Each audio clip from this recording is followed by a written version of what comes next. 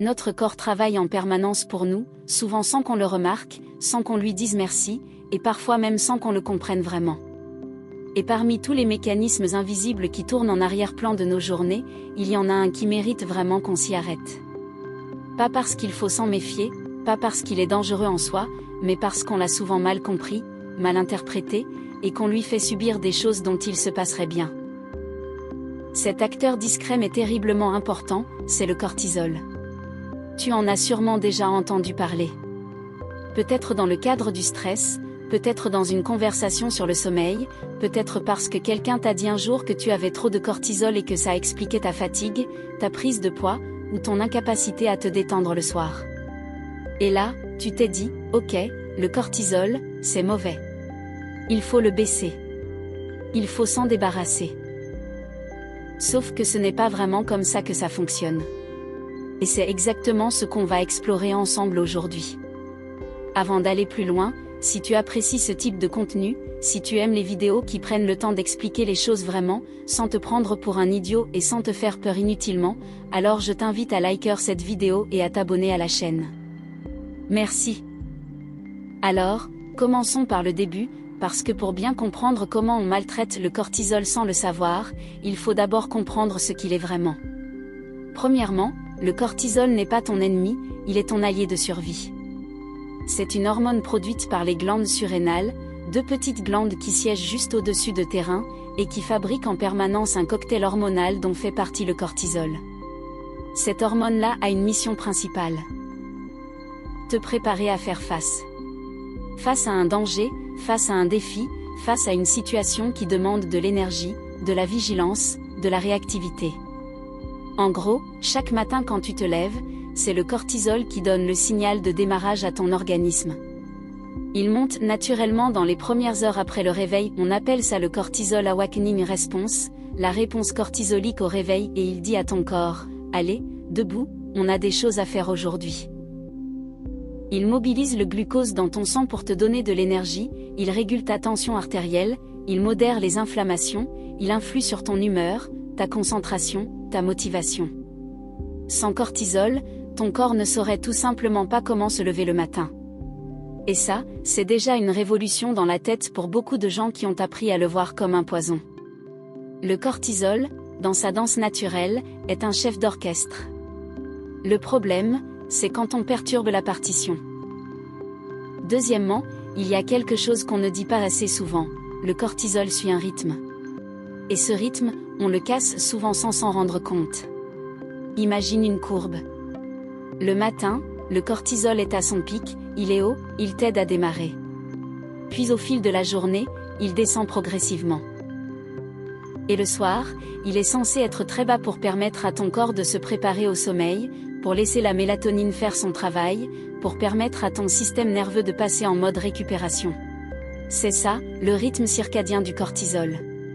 Et c'est un rythme qui a été façonné par des millions d'années d'évolution. Le soleil se lève, le cortisol monte. Le soleil se couche, le cortisol descend. Simple, élégant, efficace. Sauf que nos vies modernes ont complètement bouleversé ce schéma. Tu regardes ton téléphone juste avant de dormir, les lumières bleues de l'écran envoient à ton cerveau un signal qui ressemble à de la lumière du jour, et ton corps répond en freinant la baisse naturelle du cortisol. Tu travailles tard le soir sur un dossier stressant, ton cerveau perçoit une menace ou un défi, et hop, il envoie un signal à tes surrénales pour produire un peu plus de cortisol au moment précis où il devrait être au plus bas. Tu bois du café à 17h, 18h, parfois même plus tard, et la caféine, entre autres effets, stimule la sécrétion de cortisol et maintient ton système nerveux en éveil alors qu'il cherche à se calmer. Et ainsi de soir en soir, de semaine en semaine, ton rythme se décale, ta courbe se dérègle, et ton corps finit par ne plus trop savoir quand il doit être en alerte et quand il peut se reposer. Ce n'est pas de la malveillance. C'est simplement qu'on n'a jamais vraiment appris à faire attention à ça. Et ce dérèglement du rythme, il a des effets concrets, tangibles, qu'on ressent dans notre quotidien sans toujours faire le lien. On se couche tard et on n'arrive pas à s'endormir, même si on est épuisé. On se réveille la nuit, parfois vers 3h ou 4h du matin, avec une tête qui tourne à plein régime. On se lève le matin en se sentant plus fatigué qu'en allant se coucher. On est irritable avant même d'avoir dit bonjour à qui que ce soit. On a du mal à se concentrer dans la première partie de la journée et on se sent étrangement plus en forme le soir, au moment précis où on devrait ralentir. Tout ça, c'est souvent le signe d'un rythme cortisol qui s'est perdu en chemin.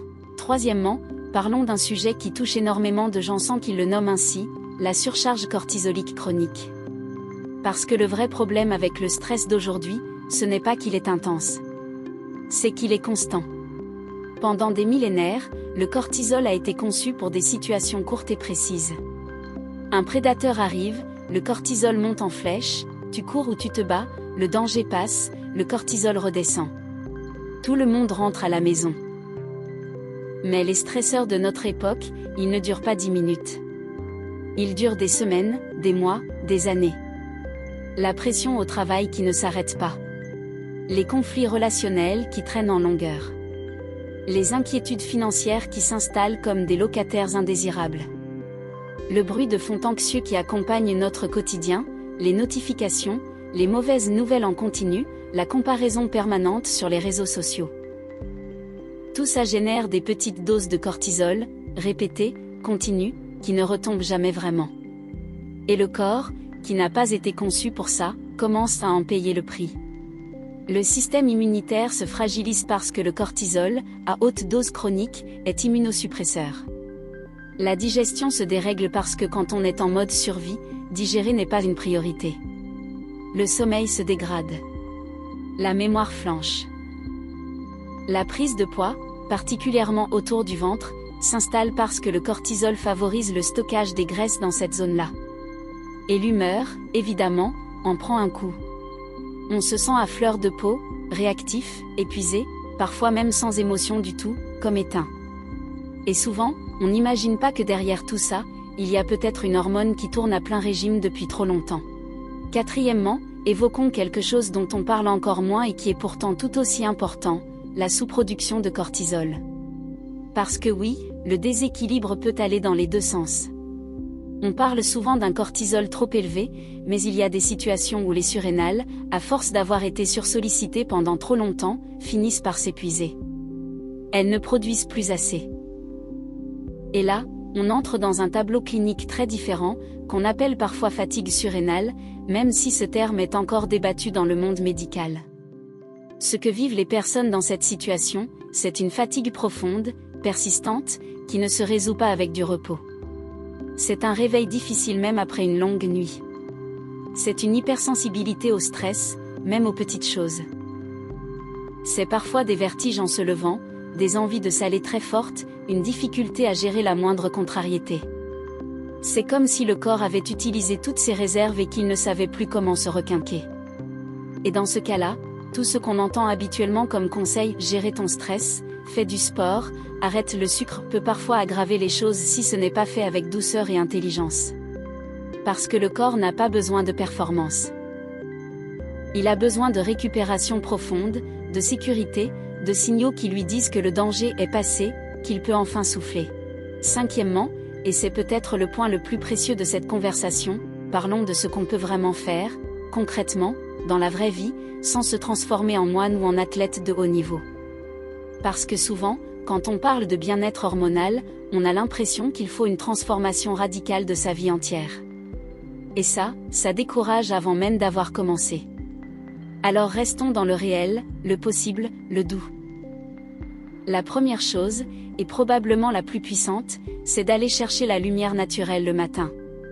Dans les 30 à 60 minutes qui suivent ton réveil, exposer tes yeux à la lumière du jour, même si le ciel est gris, même si tu n'as que 5 minutes, envoie un signal très clair à ton horloge biologique.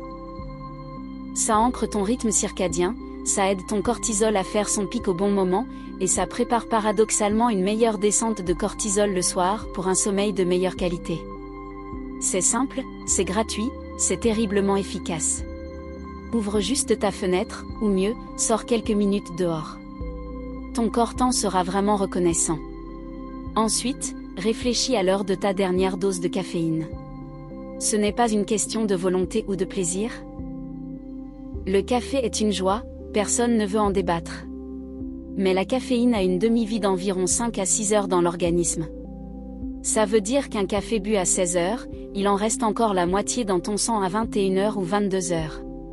Et cette moitié-là, elle maintient ton système nerveux dans un état de légère vigilance, elle perturbe ta descente naturelle de cortisol, et elle fragilise ton endormissement même si tu ne le ressens pas forcément comme de l'insomnie. Parfois, juste décaler la dernière prise de caféine à 13 heures ou 14 heures suffit à transformer une nuit difficile en une nuit réparatrice. C'est un petit ajustement, pas une privation.